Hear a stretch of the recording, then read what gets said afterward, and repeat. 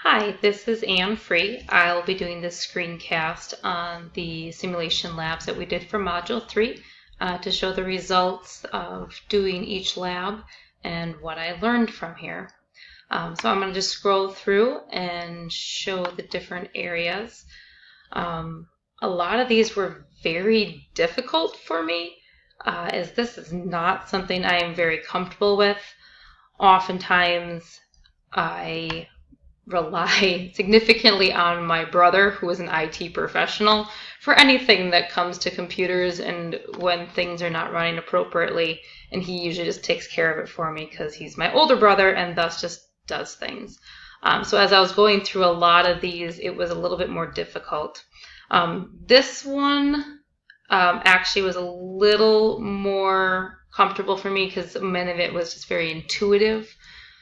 So this particular terminology and description helped, as did this one with the type of network threats, mostly because I feel like this is something that happens to us on a fairly regular basis and that we are prone to and told about in terms of things like spoofing and phishing and Trojan horses.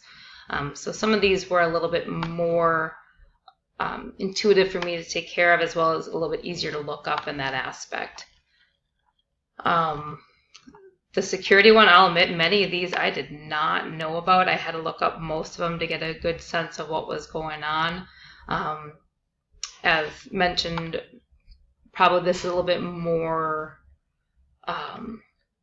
based on a larger scope and a larger scale, whereas many of these network threats and attacks, although they could be more of a larger scale, can definitely happen to your own personal computer. Thus, I think the reason I'm a little bit more familiar.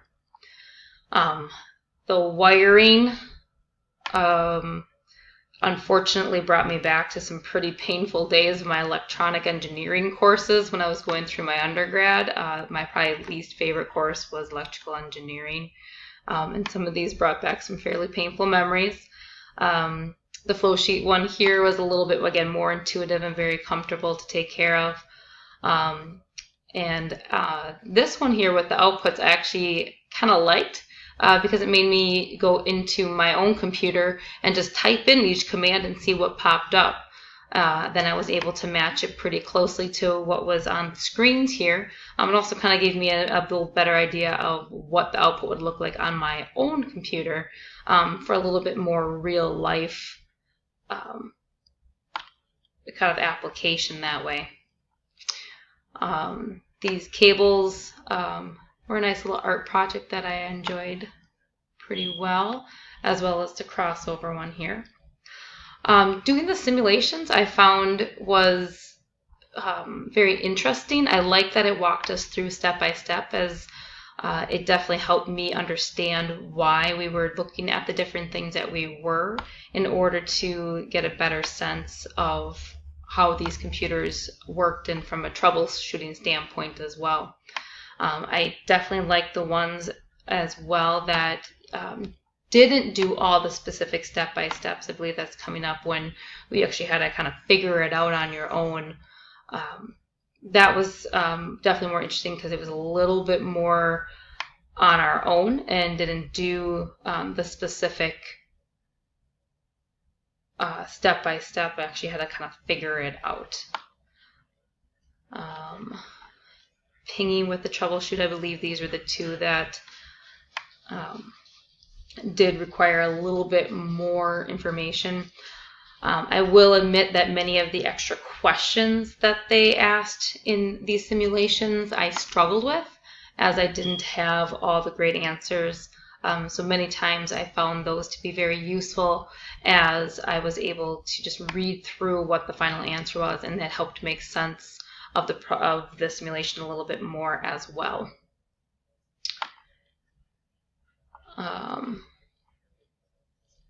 This one, I believe, was actually maybe the one that we had to do it on our own. It definitely became a lot more comfortable with IP addresses and getting a better sense of when they're used and what I was looking for.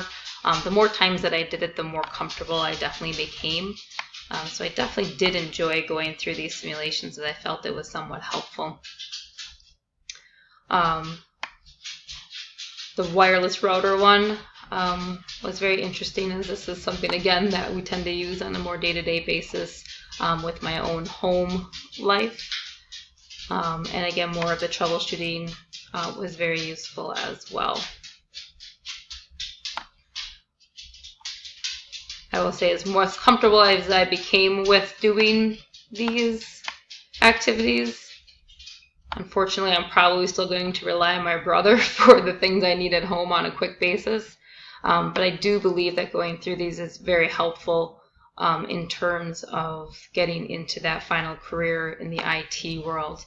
Although I didn't ever imagine myself going through many of the command prompts that we did through here, I can definitely see how this is going to be more useful and just give it a better sense of how to get through a couple of the easy things instead of always having to rely on the IT help desk.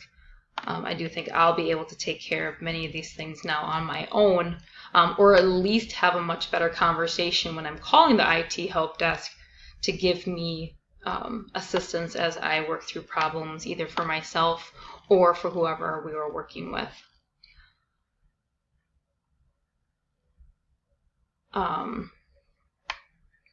Again, I'll kind of just run through the rest of these just to show where things work at. Oh, and this final one I liked with the VPN client, as this is something that I have worked with in the past.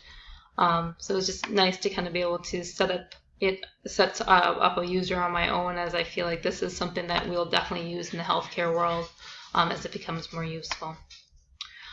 So that is all of the required modules that needed to be done for, or all the required simulations needed to be done for this module. I found it to be very useful and helpful, and I'm pretty happy that I was able to get through it semi unscathed, and hopefully you get a better sense of how I did as well.